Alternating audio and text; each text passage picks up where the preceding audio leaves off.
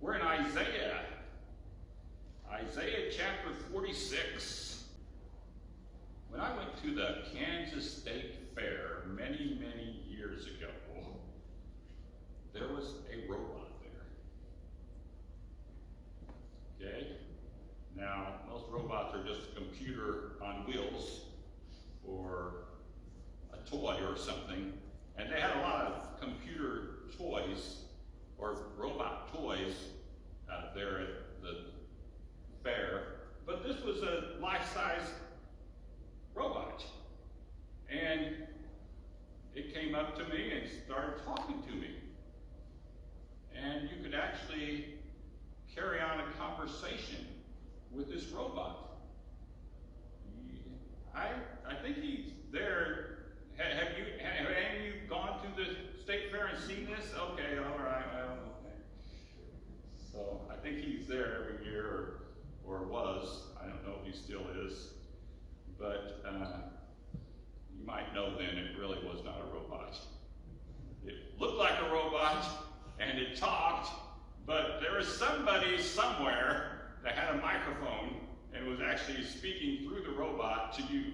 I never saw where that guy was. I was looking around trying to find out where he was at. But so there's a lot of robots there at the state fair, but the only working robot really was not a robot.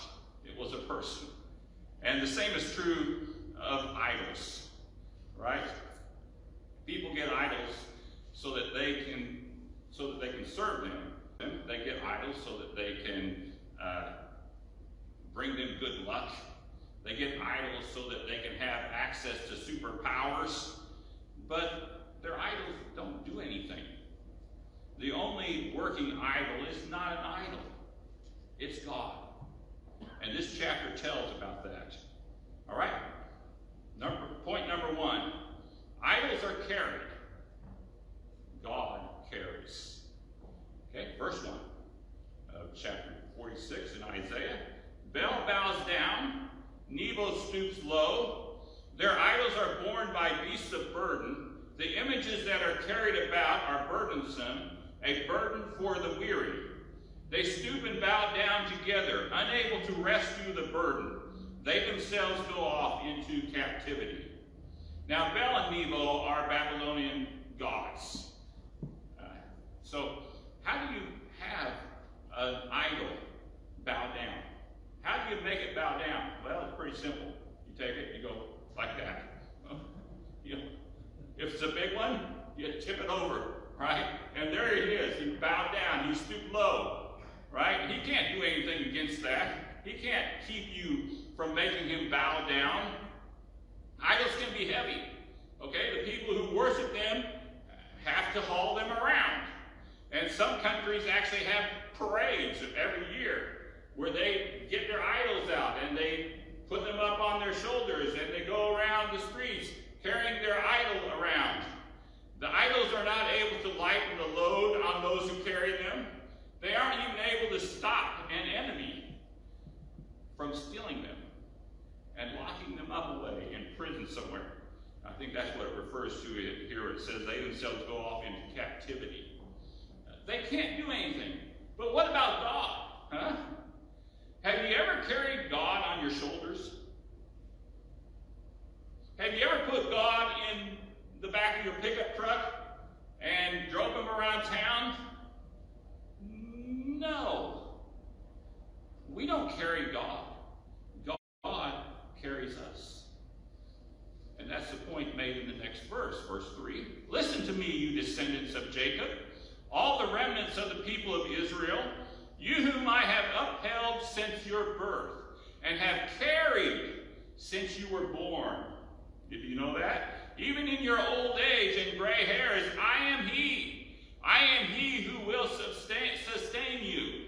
I have made you, and I will carry you. I will sustain you, and I will rescue you. Whether you recognize it or not, God has upheld you since you were born. Yeah, he has carried you. He is carrying you right now. We sing, I need thee every hour, but we don't realize that he's been carrying us. He is carrying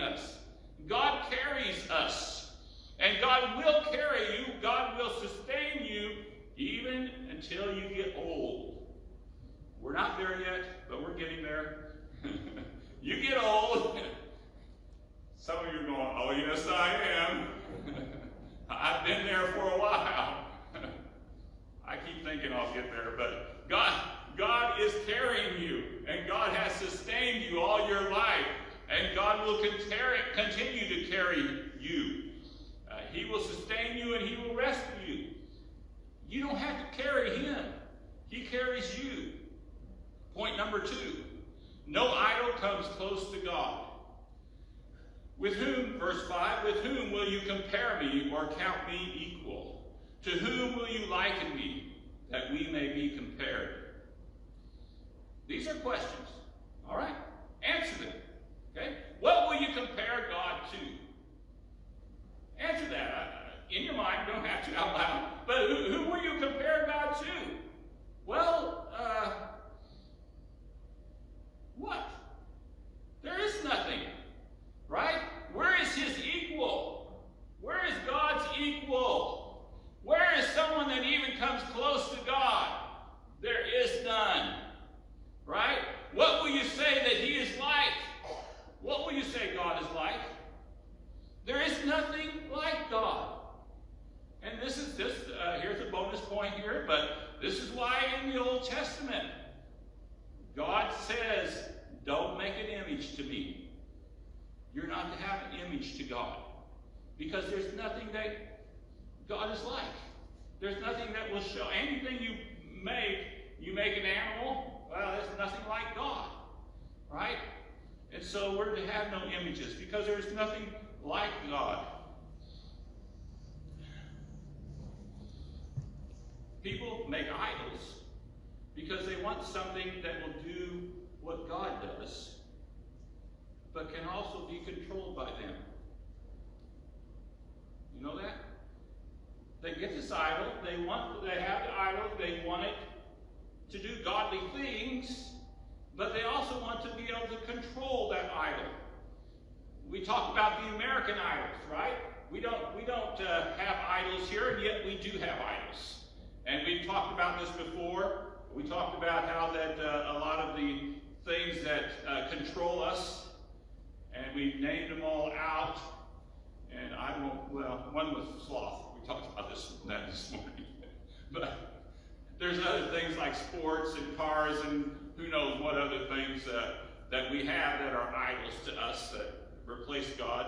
But there's also this God idol that we make. Okay, we didn't mention that before, but we take God and we use His name, but we make Him in the image that we want to make Him. Right? We have Him do things that we want Him to do. And we have Him being the kind of God that we want Him to be. And our tradition sets a lot of this stuff up. But the Bible says different about who God is. And a lot of times when we're confronted by this, we just sort of ignore the Bible and we go on with what we've taught about what our God is like. That's an idol. That's not the real God. You can't say that God is something that He isn't, and that's God. No, that's not God. That's an idol. But no idol, not even the God idol, comes close to God. Okay? So no idol comes close to God. Number 3, idols can do nothing. God can do everything. Look at how people build their idol. Verse 6.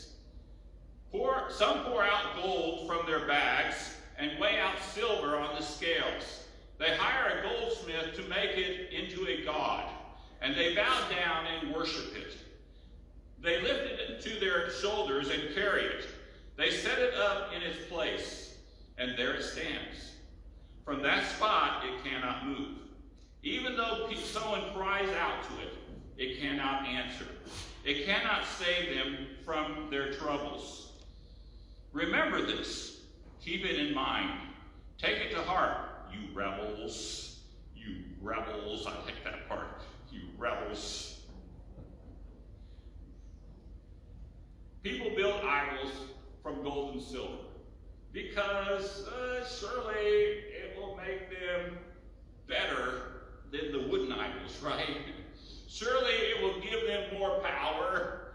Surely it will be better. Surely it will give them, these special, just a lot more than anyone who didn't spend all that money for the wooden idols. Surely it will be better, but still, the idols cannot move. Still, the idols cannot answer. Still, the idols cannot rescue. Still, the idols can do nothing. Nothing. People build their God-named idols, right? They take the things that they like about God, and they leave out the things they don't like about him. They say that he answers their prayers because they want him to answer their prayers, but he doesn't. Their made-up God cannot rescue. It can do nothing. Remember this. God is God. We are so far from him. Okay? God is God. We don't know him. We don't see him. We don't understand him. We wish that we could start where we're at with God and know God and, okay, there, now we know it. But we are so far from, we're way down here. And God's way up here. How can we know God? We need to spend time looking for God. We mentioned this last week, right? The Bible tells us we should seek God. We should search for him. We should look for him. We need to be spending time looking for God and who God is. We need to spend time getting to know him. We need to spend time listening to his Spirit. We need to spend time reading his word and knowing who he is, because he's way up here and we're way down here. How can we know him? But a lot of times we just take the shortcut, right? And we just set up our little God down here and say, there. Yeah, no, that's an idol. That's not God. There's such a fine line between the God-named idols and the real God. But the God-named idols are nothing and can do nothing. God can do everything. Look at the things that God can do. And here's some sub-points here. I don't do sub-points usually, but here we are. A, God has a history of good. Verse 9, remember the former things, those of long ago. I am God, and there is no other. I am God, and there is none like me. God has a long, long, long history of doing good. All right? I don't know if you noticed that, but God does good. And God has done good for us. And he's given us good things. Look at these things. Look at them. Remember them. There is no God like God. B, letter B, God knows. Verse 10, and we're going to divide verse 10 up into two sections. Part A here. I make known the end from the beginning, from ancient times, what is still to come. At the beginning of something, God knows the end. Isn't that something? We don't know the end. When something starts, we don't know how it's going to end up. God does. When he created this world, he knew how it would end. Why? Because God knows. 1,000 years ago, God knew what would happen today. And God knew what would happen tomorrow. Why? Because God knows. God knows. That's letter B. Letter C, the second part of this verse, God's purpose will stand. I say, my purpose will stand, and I will do all that I please. I will do all that I please. Why does God say this? Well, it's because God is God. And he will do whatever he wants. Right? This is what most people don't like about God. All right? This is the part they don't like about God. God does what he wants to do. We want him to do what we want him to do. We have the road charted out, right? We have the way that God should take, and that's where we want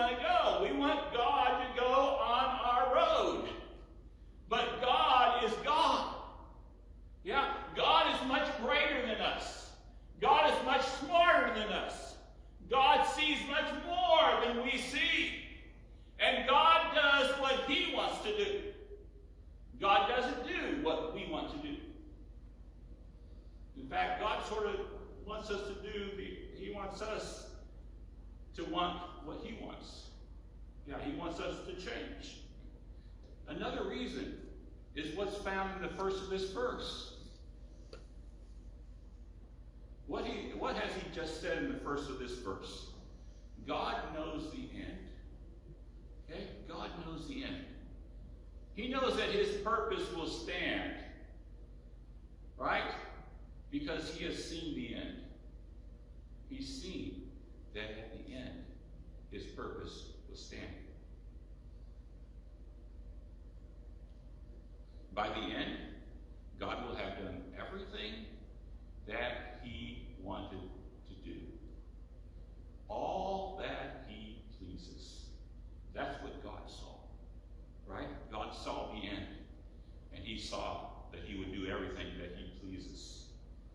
Yeah, it's what God pleases, not what we want, not what we please. We don't see it, right? We see everything around us that seems to be just the opposite of God's purpose. You know? We see all this stuff and we worry and we get upset and, oh me, no, it's not going to work. Oh, how terrible. But God is using that to stand up his purpose. Because God's purpose will stand. God's purpose will stand. Letter D, God summons. Verse 11. From the east I summon a bird of prey. From a far-off land, a man to fulfill my purpose. What I have said, that I will bring about. What I have planned, that I will do. God tells things to do what he wants them to do. And they do it. A bird in China, God says, fly over here. And he flies over there. A man in Russia, God tells him to do what God wants him to do, and he does it. God has a purpose, and God has a plan. And that is what God will do. Don't forget this, okay? God has people do things. God summons, God tells people to do things, and they do them. God tells things to do things, and they do it. And it's all because of a plan that God has. And it's all because of his purpose. Letter E, God will rescue his people. Listen to me, you stubborn-hearted, you who are now far from my righteousness. I will bring my righteousness near. It is not far away, and my salvation, my rescue, will not be delayed. I will grant salvation to Zion, my splendor to Israel. Oh, the stubborn-hearted. Oh, the stubborn-hearted. Are you stubborn? Do you think that being stubborn is a good thing? Because here it isn't. Look at what God says to the stubborn-hearted. He says two things here. One, listen to me. Listen to me. A stubborn person does not listen. Right? He does what he wants and refuses to listen. Even if God tells him to do something, he doesn't do it because he's stubborn. What else does God say to the stubborn person? You are far from my righteousness, my right way. You are far from my right way. A stubborn person will always be far from God's right way. Do you know why? Well, because first of all, the stubborn person is a sinner. Okay? I'm a sinner. We're all sinners. We all start out as sinners. And the stubborn person also starts out as a sinner. But the stubborn person won't change. Right? He's stubborn. Yeah? He's a sinner, and he's doing things the wrong way, and he doesn't see that.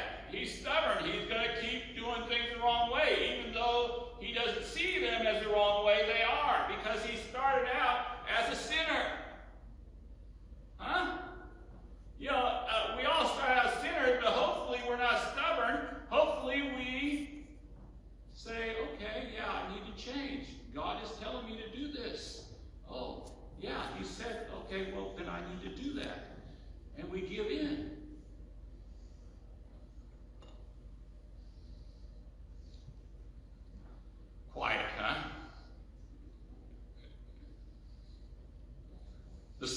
person's stubbornness keeps him in sin.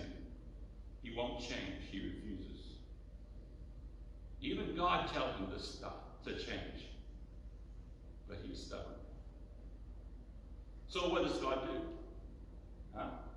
Does God wait on the stubborn person and say, well, okay, I guess I'm going to have to wait on you because you wait till you change? No.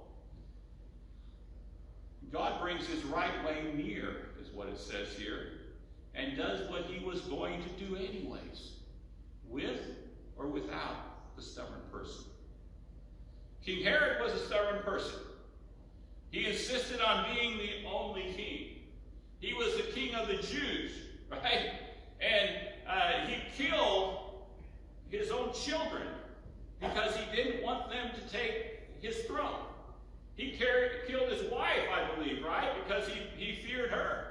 He killed a lot of people because he was stubborn.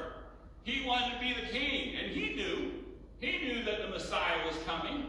He knew that this Messiah that would be the anointed king of the Jews, he knew he was coming. The wise men came. They pointed this out to him, didn't they? He knew who this person was that was being born. And he found out he was in Bethlehem. If only he had not been stubborn. Right? He could have found exactly where Jesus was. And he could have gone and worshiped Jesus as he said he wanted to. He could have done that, but he was stubborn. Yeah, he was stubborn. Did his stubbornness stop God? Huh? Did it even delay God? No. He killed all the babies in Bethlehem. Did it stop God's right way? No, it didn't. It only sealed his own fate. Right? God will do things with or without a stubborn person. Because God will still do what is right. Because God is God. And God will rescue his people. That's what it says here. So, the things that God does. Look at them. The things that God does. These are the things that the people who have idols want their idols to do. The idols don't do it. God does. So here we have the idol versus God. Right? God carries people. The idols have to be carried. God is far, far better than the idols. He is on a whole different level. God can do everything. The idols can do nothing. God has a history of doing good. God knows. God's purpose will stand. God summons. And God rescues. So, back to the state fair. Okay? Why doesn't the operator of that fake robot just leave the robot at home and go out to the state fair and talk to people? It would be a lot easier to talk to a person face to face than it would with a robot through a person that's through the robot, and it would be easier. But why doesn't he do that? Because people don't want to talk to a person, right? They want to talk to a robot. They think that's so much better. That's so much neater to talk to a robot that's really a person. The same is true of God. Huh? God is here waiting for people to come to him. But they don't. Instead, they set up their idols. And they say, well, this is what we want. And this is what we're going to have. And this thing will do what God does. Oh, but it doesn't. It doesn't. It's just an idol. Idols can do nothing. They would rather go to their fake gods. They would rather go to their idols, and God still waits. He can and will do much more than any idol can do. But he will do his things his way. And that's the problem, isn't it? God will do things his way, which is a good way. and we don't see it. So, what are you going to do? Throw out your idols, throw out your fake gods.